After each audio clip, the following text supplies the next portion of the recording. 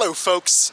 Well, we've done it. We are officially now in New England. In addition, we've reached our 13th state, Connecticut, the Constitution state. That's right, we have gone to, on the coverage project, as many states as there were original colonies for the US. Why is Connecticut called the Constitution state? Well, it didn't draft the Constitution there. Connecticut is home to the first Constitution of its kind ever, way before America got its independence.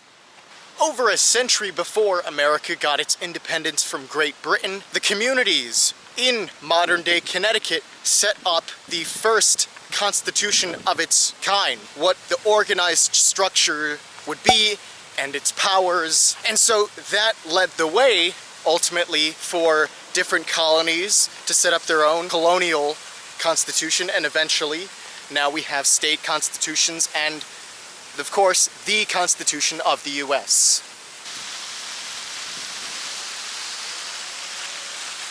Now that we've made our first visit into the Constitution state, are you ready to see what this city has to offer? Hartford, the capital of the Constitution state. Are you ready, nutmeggers? Don't blame me for calling you that. That's what people of Connecticut call themselves. I know it's weird, but that's how they call themselves. That's how they identify themselves as, nutmeggers. But anyway, look at this. Certainly a tall, overpowering building. Why? Of course, it's the Capitol. Wow, look at the might of this building. Looks almost like a cathedral or a castle rather than a governmental building. You know, we've seen so many Capitol buildings since we've gone to so many capital cities that maybe I should do some sort of ranking of all the Capitol buildings someday. That would be interesting, because they're all different in the way they're made. Each state has their own design. Some states take pride in their Capitol buildings. Maybe it might be a fun video to do someday later in the future. Wow, I see where Connecticut's going. Seems like Connecticut's state capital claim to fame is that Golden Dome. Let's see if we can get in this Capitol building, or not. I've had mixed luck in the recent past with Capitol buildings. I swear, is this the back of the building? Of course. Gotta go to the front now. Almost tripped there. Gotta be careful where I step.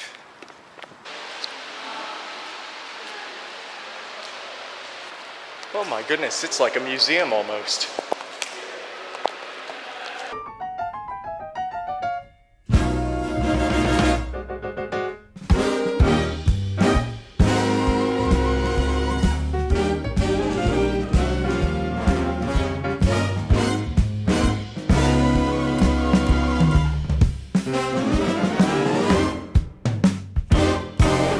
Alright, so having just exited from this Connecticut State Capitol building, that was a really cool experience. Both exterior and interior had just great designs.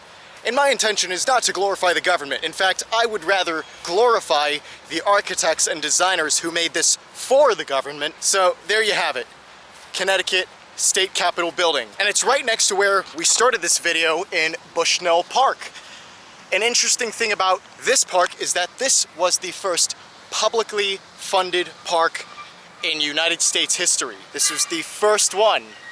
So during the time that this was first started to become funded publicly, it was sort of around that time in the mid-1800s where cities began to develop and people started to have this need of a nice open space to get away from the urban environment. But here in Hartford, Connecticut, the state capital of Connecticut, there is much more than just the Capitol building and the surrounding park. There is a whole downtown area to explore. So let's do it. Oh look, it's a carousel. As you can see, it's closed.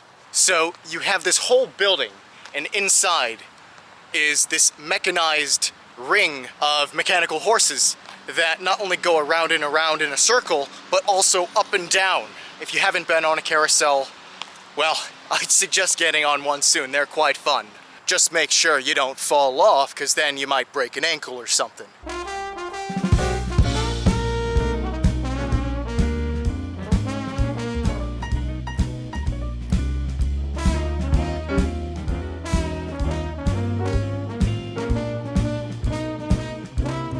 You probably think of New England and Connecticut having these types of things, right? Brick buildings, maybe 1-2 stories, and not something like this, like a towering skyscraper. But the amazing thing is that here in Hartford, old blends with new in just this perfect fashion. You have Art Deco from a century ago, you have brick buildings from, what, 200-300 years ago, and then you have these glass skyscrapers from very recently. Now look at that golden looking building. Do you see that and say, ah, Connecticut, ah, New England? Certainly not. But I guess in cities like Hartford and elsewhere in New England that are large enough to have that type of element, they're sort of the exceptions. Most of New England nowadays is sort of similar to the rest of the country, but it still retains a lot of its old traditional small town culture. Hey, what do you know? There's the Hartford clock.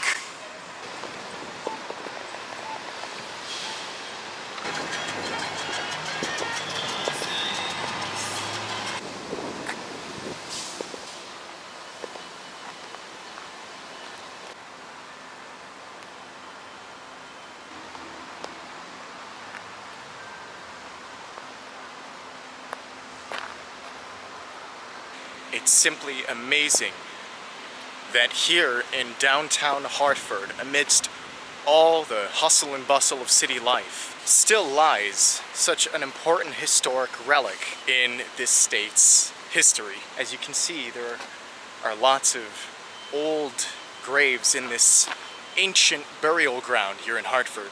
This was the primary graveyard for the first settlers, a wave of English Puritan communities. And what's more, I really think it's just so fascinating the way they decorate and design these graves. I mean, these are at least 4.5 feet, and the way they put the imagery there, it must have been a significant part of their beliefs that if a loved one was to die, that they would put all effort in to make sure the grave looked good. That is only my guess. I'm no historian, but I love this historical stuff. For all we know, if it weren't for some circumstance, these could just have been demolished over to build yet another skyscraper in this endless city.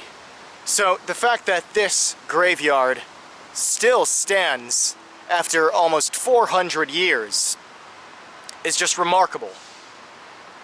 Connecticut originally became an idea, a colony, a settlement, because of a religious movement, the Puritans, who wanted to separate from Massachusetts to sort of form their own little thing away from Massachusetts. Just look at these dates. 1671, 1712, 1680 something, and it's so old that the spelling is a bit different.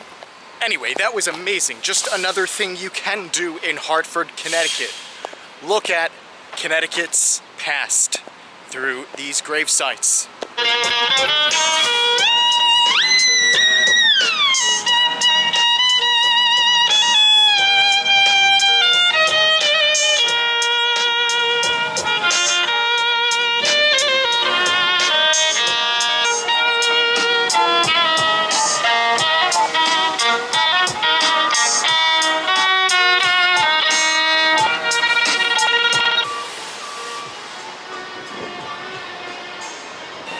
Before that big Capitol building was built, this was the old state capitol here in Hartford.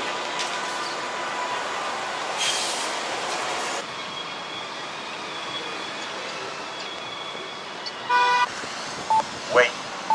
Geez, even the speakers of the light are rude. As it is our first venture into Connecticut, what do you think of when you hear of Connecticut? Do you think of just a suburb of New York City? Because it isn't, let me tell you that. Do you think it's just another flyover New England state? It's not that either. So by no means call Connecticut New York-a-Chusets. Don't do that, you'll anger some people. Do you think of the colonial history, as Connecticut was a very important New England state with the Revolution? Do you think of the modern day economics of Connecticut? You know, everyone being insurance people. Hartford is actually known as the insurance capital of the world, so that one may be fitting.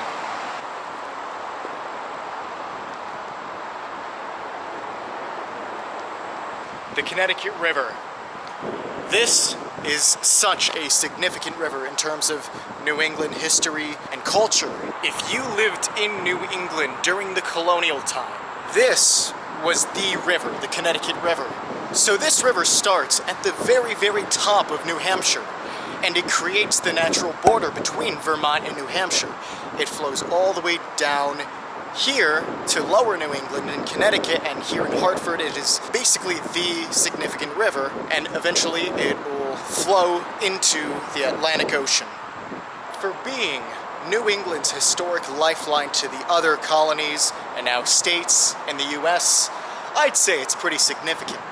We are almost done with our visit to Hartford, Connecticut, but we have one more destination before we cut it short.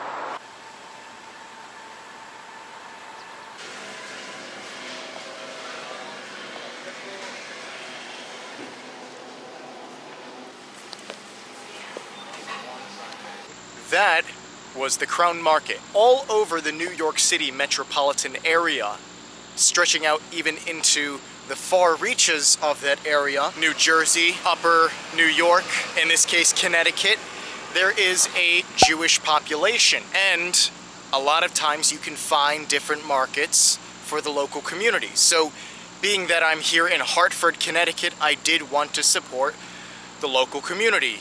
At the Crown Market, you can get your ordinary grocery stuff. You can also get locally made Jewish baked goods like mandel bread and rugelach. But for today, I wanted to support, as I try to do wherever I go, the local community. And so at the Crown Market, I bought a box of jelly donuts. I don't think it's really indicative of Connecticut or Hartford culture, but I wanted to support local businesses when I travel. So that's the story behind the jelly donut box right here. Yeah, that concludes our adventure here in Hartford, Connecticut, our first stop in the Constitution State for the coverage project. Do you like Connecticut? Do you find the state interesting? Regardless of your answers, we're only continuing to go eastward in New England, with much more travel left to do in New England. Right outside of the Crown Market here in Hartford, Connecticut. More travels to come. I will see you at the next location.